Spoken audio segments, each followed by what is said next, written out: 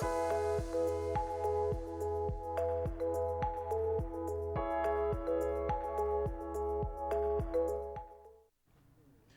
the next 2 years, Ghana will serve on the United Nations Security Council. I am Liron Bremmel. Thank you very much for joining us. The discussion today will be on Ghana's participation on the UN Security Council. I am joined by UN Resident Representative Yeşim Oruç and Foreign Secretary, of course, no stranger to us, and Ghana's High Representative for the UN Security Council of Affairs, Robert Persaud. Thank you for joining me today. Thank you very much for Thank having you us. for having us. It's a pleasure. Let's talk about what is the role of the UN Security Council, and let me start with you. Thank you so much, first of all, for doing this program. The UN Security Council is our highest, most important top governing body. This is where the world decides on the top issues facing humanity, peace and security particularly. It's the highest governing organ of the United Nations. So if you were to compare that to a country, this is sort of the presidential decree, as it were, body of the United Nations. It's the top body of the United Nations. It's seated by members, now including Guyana, and the 5 permanent members. I'll take you over now to Robert. Ghana being elected to the UN Security Council. We've been there since 1966, just after independence. What does that mean for us? Well, we were the first CARICOM state or member to have been elected to the Security Council. But it also reflects, and if you look at this last election, we were able to achieve 191 of 192 eligible votes, the highest amount. And that represented it was in fact a vote of confidence in Guyana's ability to represent the issues and being an elected member of the Security Council. You know, there are 10 elected members, 5 permanent members. And as you pointed out, to a term for 2 years. For us, it's very significant because we've always underscored the importance of respect for international law and also the maintenance of peace and security, global peace and security, but also the prevention of conflict. And as the UN Res Rep pointed out, this is the body that is in charge of ensuring the maintenance of international law and respect for the UN charters in many regards. And so sitting at the council affords Ghana the opportunity to contribute to that fulfillment of that mandate, but more importantly, to ensure that the issues that are peculiar to countries such as ours are given the type of attention, because the permanent 5 members, they have their generic and their issues, which may not, in many regards, be the particular or the unique issues of concern, of importance, or that affect the day-to-day existence of countries such as ours. So a country such as Guyana going forward to the Security Council is also an opportunity for all developing countries, all emerging countries to also to have a sort of voice at that very crucial and that very high table. Ghana is pushing a high international agenda at this point in terms of meeting and creating links wherever it goes, where we're going to get back to that. But how about we talk about what exactly happens at the UN Security Council? We're going to say, how does the process work? How often do you meet? The Security Council meets quite often. There are formal, informal meetings, different kinds of informal meetings. There are also, of course, resolution-related meetings. Actually, the number of meetings have been increasing through the years because the number of issues facing peace and security, threatening our global peace and security, have also increased. So the Security Council deliberates issues that it's seized upon. Normally it has a long agenda of countries and issues. So there are separate things. There would be issues such as the health crisis during COVID. That was an issue that the Security Council deliberated on and had the global ceasefire resolution, if you remember, for some days. That was the only time we actually had a global ceasefire around the world. Or there are countries that the Security Council sees by.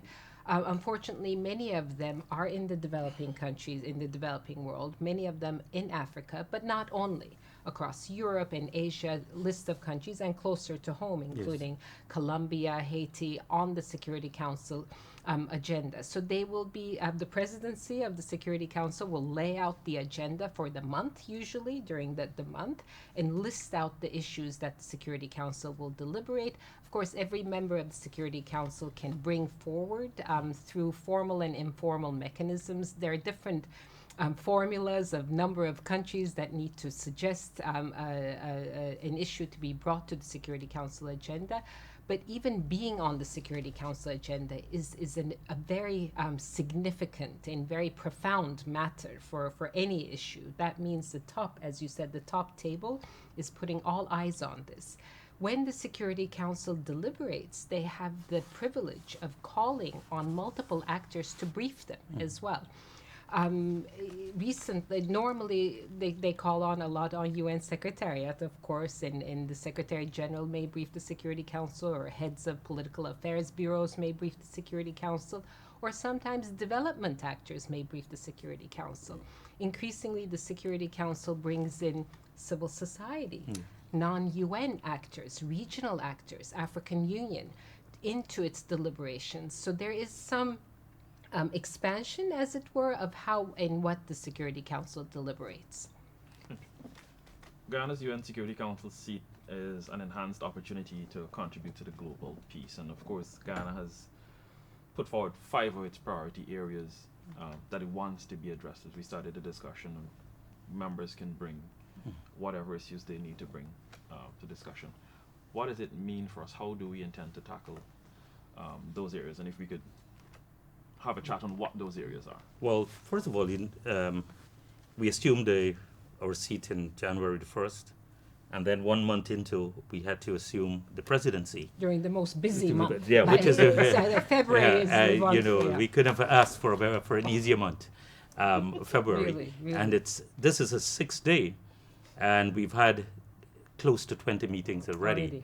Just before I got here, I was speaking to our PR, and there are requests coming in, because there are some there's some fixed issues that the council has to, but states from time to time would make representation either from the P5 members or the 10 members would come forward with all the issues that they believe that would require the attention of the Security Council. So it's a bit dynamic. And a lot of these issues feed back into the 5 thematic areas. When we launched our campaign, we were talking about for a period for peace and prosperity. So that's the overarching theme of our membership there, and what is it that we're going to be pursuing. And a lot of the issues that we want to debate, whether you're talking about prevention of conflict, peace building, how it is that we address the issue of women in conflict, youth in conflict, children, talking issues of food security. And so those are the broad thematic areas, but there's a direct correlation on the day-to-day topics that will come up. And for us, it affords us that opportunity, or presents us that opportunity to put the spotlight, to put global attention, but also to look at ways in which the international community can, in a very steadfast, in a very dedicated way, address those 5 areas that we have identified for our membership. And we've been able to, as it were, start to build that coalition, start to work with members both within the E10 as well as the P5, but also going wider into ensuring that those issues are given the type of traction, the type of attention, so that in the next 2 years we can see some level of progress, building upon, because it's not about starting new work. Exactly. But it's looking at where it is that we can build on what the foundation already says. To sustain some of it. Exactly. Yeah. And also to see how it is we can be a bit more creative and innovative in moving these forwards. Because a lot of the time too, we tend to lose attention, or there's a level of frustration, not enough progress. But I believe that, these issues are very critical. They're very important to humanity, to the maintenance of international peace and respect for international law. And it has to be addressed, it has to be focused on. And we have to be a bit more creative in ensuring that global attention, the type of policies at the multilateral level, but also countries in terms of what they do in terms of respecting and contributing to that. So it has been creating that much more dynamic atmosphere for us to have these issues with persons may say, oh, well, we've always had these issues in a different name or in a different format. But the challenges are same, the challenges remain, and they require us to give the type of attention as we intend to do. We were given a very strong mandate, given the numbers I've cited in terms of our election, and we take that very seriously. We take that, we see that as a badge of responsibility in fulfilling, as it were, the confidence and respecting the vote that we received in pursuing that agenda, that mandate that we've been given. Liron, let me interject here a little bit on the role of the non-permanent members, something the Foreign Secretary was alluding to, bringing the voice and perspective of the non-P5, the rest of the world, to the Security Council. And as the Foreign Secretary said, this is not new. But issues that I work on very much in my role as the UN Resident Coordinator, some of the development issues, for instance, that have been plaguing countries, did not normally find themselves in the Security Council agenda. Building on work that was done by some of the predecessors, for instance, United Arab Emirates, they introduced a lot of climate change and security agendas. Or a small country like Malta previously introduced the small island developing states and rising sea levels as a security issue. Building on these, really, we're looking at Guyana now introducing the whole food security and climate linkage agenda. And this speaks very much to the UN Secretary General's calls to all the member states, the calls especially made in what was called the New Agenda for Peace mid last year, to ask member states to deliberate and introduce these new and emerging areas of potential conflict, potential threat to peace, into the way the UN operates and sees these issues. So I'm really grateful to Guyana for carrying the issue of food security, climate, and development, and how these actually are potentially weaponized even by in countries. The issue of hunger and food right now. We really look to the leadership of Guyana in carrying these otherwise developmental or poverty-related things to the Security Council's agenda, and in response to the the Secretary General's calls for this as well. We talk about the mandate that Ghana has been given by 191 countries, and the Security Council is already dealing with a lot of things. Correct. How do we look at breaking those up into projects, portfolios, to ensure that what is set out, there is action that comes after that? I'm not going to pretend to be on the Security Council. That's a member state thing. The UN's job, we really only provide the Secretariat. So member states decide the priorities. It's very rare. It's only happened last year, actually, where the Secretary General tries to set the priority of the Security Council. So it's a member state-driven thing. And then mandates are given either to UN entities or accepting countries to follow through. The United Nations is what member states make it. Yeah. We are a factor of what member states do. So, for instance, the issue of climate, or for that matter, peace and security in a particular country, the Security Council, actually they've coalesced around a lot of these, may designate a mission, to a political mission or a peacekeeping mission, or maintain a peacekeeping mission to carry out the mandate to make sure to address those security or peace risks that they see. And they'll designate the United Nations, let's say for a political mission, the United Nations Department of Political Affairs, or a peacekeeping mission to carry out those mandates. Are there problems with this? Yes, mandates are overstretched. There are many mandates out there. And it's the job of the Security Council, also member states, to get together and say, UN, you need to do this. We're going to ask African Union to do this. Member states need to contribute and pay their dues to carry out this mission and that mission. It's a very complex set of issues. But on the plus side, we hear a lot on the television, etc. Oh, the Security Council, it's not working, the UN's not working. But there's so many issues around which member states actually do coalesce, precisely because of the leadership shown by countries like Guyana and others. Women, peace, and security. youth peace and security, Children. children in armed conflict, where serious measures have been taken, courts have been activated. People have been held to account on all of these. So I'm really proud of those areas around which members have coalesced and really moved and mandated UN agencies and other countries to really deliver on those. You know, it's an important point too, is that it's always believed that the way in which the Security Council functions, there are different views, different perspectives. And there's always the ongoing debate in terms of reforming the Security Council itself. Not only in terms of broadening the scope for permanent members or as it were, limiting some of the reach of, take for instance, the veto vote. There are different issues that have been put on the table.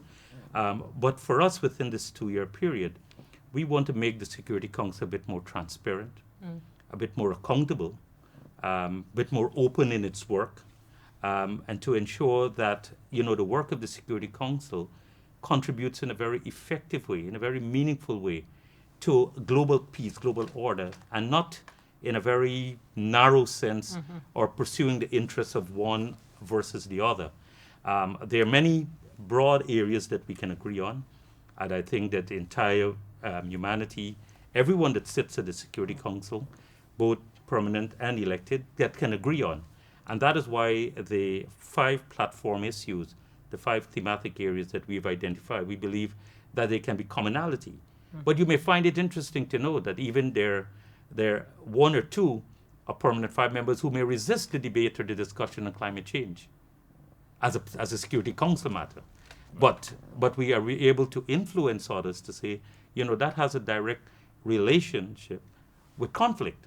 And that is why on February the 13th, when the president goes to the UN, he'll be chairing that signature event that we have that looks at the correlation between food insecurity, climate, and what it does in terms of perpetuating or contributing to conflict. So if you don't address these, how can we talk about conflict prevention or conflict resolution if we don't address these fundamental, these underpinning areas? And that is the type of perspective we hope to bring and to work with other partners, because we can't achieve this alone. Yeah. We have to build that coalition, we have to build that consensus, both amongst the P5 members, but also with the E10, in having those issues addressed and to make the council a bit more dynamic, a bit more relevant.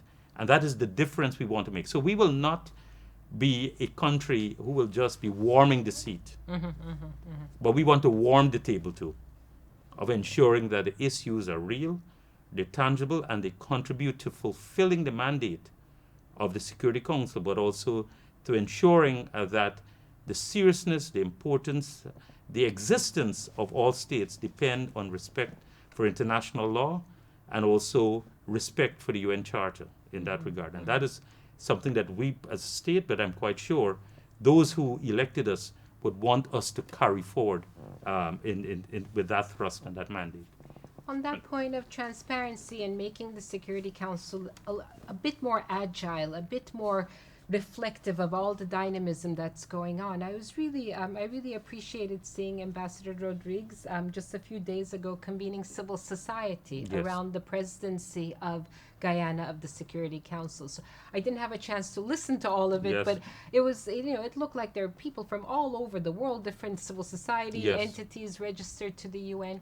And I understand on the 13th, when His Excellency will be presenting, will be chairing that session on climate, food security, and international peace, there will be civil society in the room as well. Yeah, one of the briefings will come from civil society, which is really, really important for the UN, for the Security Council to demonstrate its reach and its inclusiveness and transparency.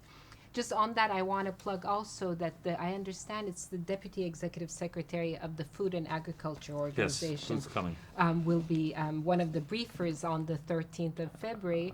And the regional director is right now here in Guyana working on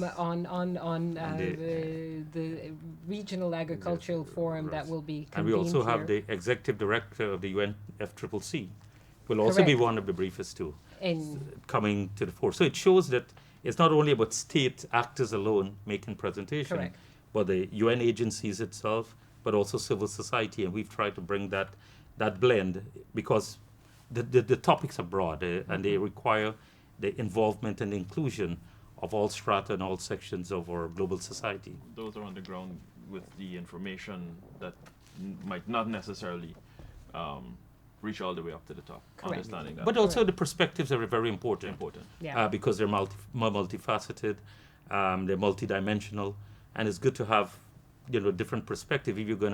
If we are going to look at an issue, examine an issue, and to look at solutions, as the president has made it clear that he wants us to have a very total, a very uniform, and a very comprehensive approach holistic approach to these. in addressing these matters. We talk about the president being in there and chairing this program on the 13th. How involved has he been in the last few days, few weeks? January is busy, we're into February already. Every day the president is keyed in on the UN Security Council matters. We are required to provide him with updates. And when we're not sure, he gives guidance. As you know, President Ali is a very hands-on president, and the thematic areas that we've chosen are very close to him. Is what he's been advocated both at the regional, at the CARICOM level, because his vision is what the work he's been doing is making Guyana a leader in terms of food security, energy security, and dealing with the issue of the climate challenge that we face. And so that underpins his global outreach. And as I've always said, that the president is the chief architect of our foreign policy. We're merely here carrying out his work in this regard. And he's a very engaged president in these topics, and that's why he's going up himself. In fact, he's been spending the last several nights working on a presentation that goes beyond addressing those topics, but goes beyond our February 13th event, and also looking at some initiative regionally and globally. So, it's not a remote president, but is very directly involved in the work and the day-to-day happenings of the Security Council in this regard. And that's why we've set up an infrastructure to manage how it is we have. So we have a team that works out of our UN mission in New York, but that team is also supported by a team in Georgetown. So that gives that hour-by-hour support in ensuring the effectiveness of our work. The responsibility is tremendous.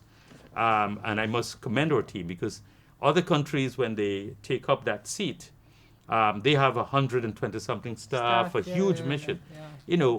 We have a core team of 12 that is dedicated around the clock, and we're getting the work done. And we intend to get the work done, not only during the month of our presidency, but also throughout our entire tenureship. But I must say we have received invaluable support from a number of states, particularly P5 members. We've had technical and other consultations with the UK, the US, with France itself, with China. And we've also had engagements with countries who have served several terms before. Take, for instance, Japan, they've served 12 times. We've had with Turkey. We've had consultation with Turkey. We've spoken to other countries and engage and have some capacity building and support. Brazil, as, for example, a number of other countries who have served as E10 members too, that they too have lent their support and continue to be at our disposal should we require work. So, and so that the support and the willingness of others to ensure that our tenure is successful and given the issues that we have advanced, I think is very warming, but also will lead to great results. It also makes me so proud to work for the UN too. When I see member states, maybe this is the first time I'm hearing the Foreign Secretary describe his engagements with respect to preparing for the Security Council, engaging in this UN body.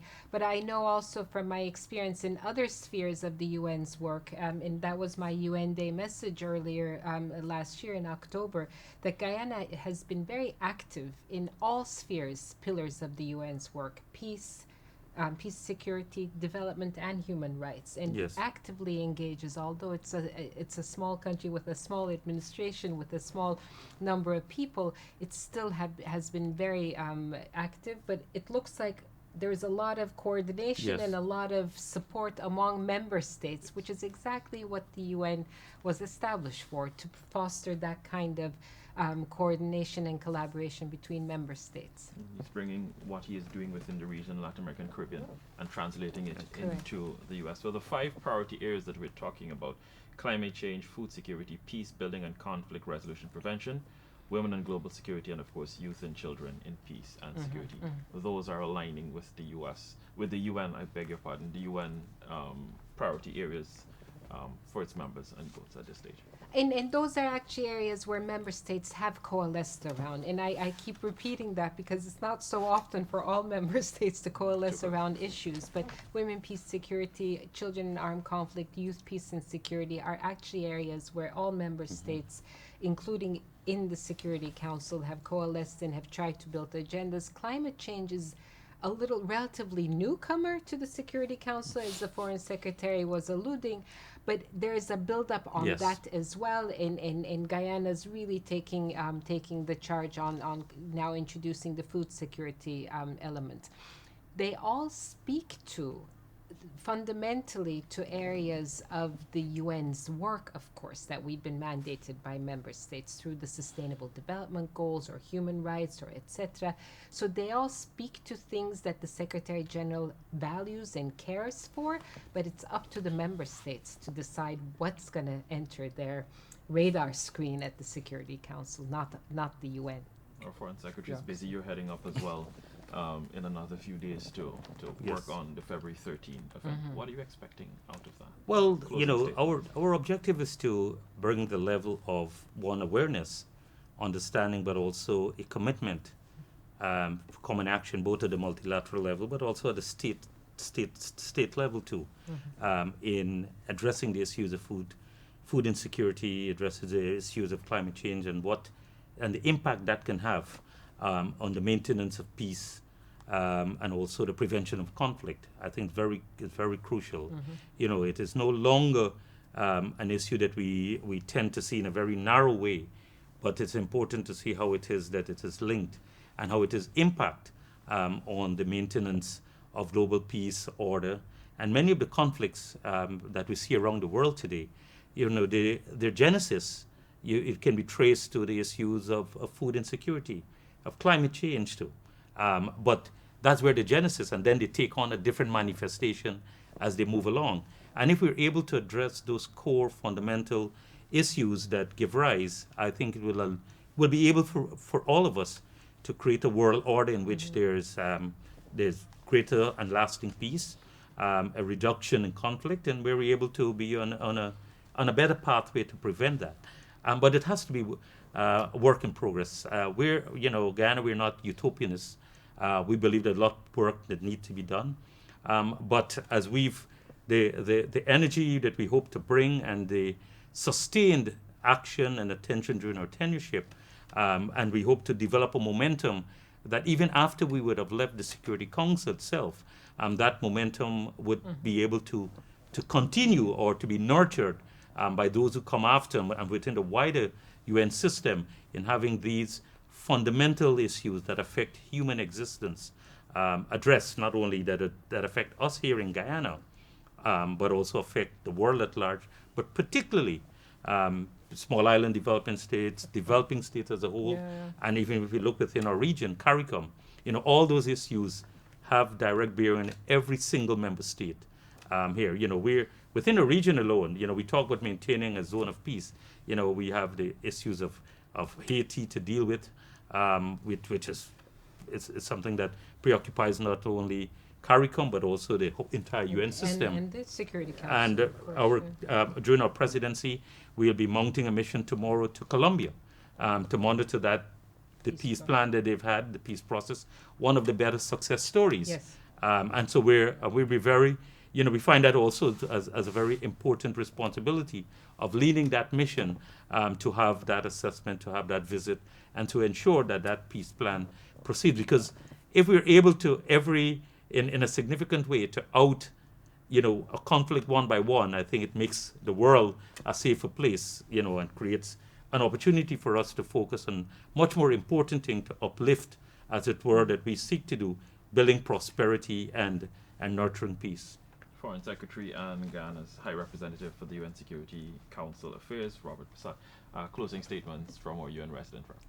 Oh, I wouldn't dare do a closing statement sitting next to a UN Security Council member. We will take our cue, of course, from the deliberations, all UN agencies. We're more in the development space, of course, but I'm very proud to be working in Guyana, where the engagement with the United Nations has been really at the top level of all UN's operations, now with the peace and security agenda. And I look forward to the successful completion of your presidency this month, and good luck.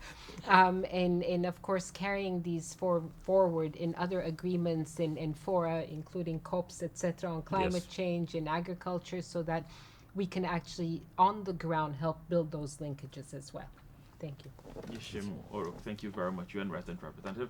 Thank you very much for spending time with us. I am Liran Brummel. Do have a pleasant rest of the day.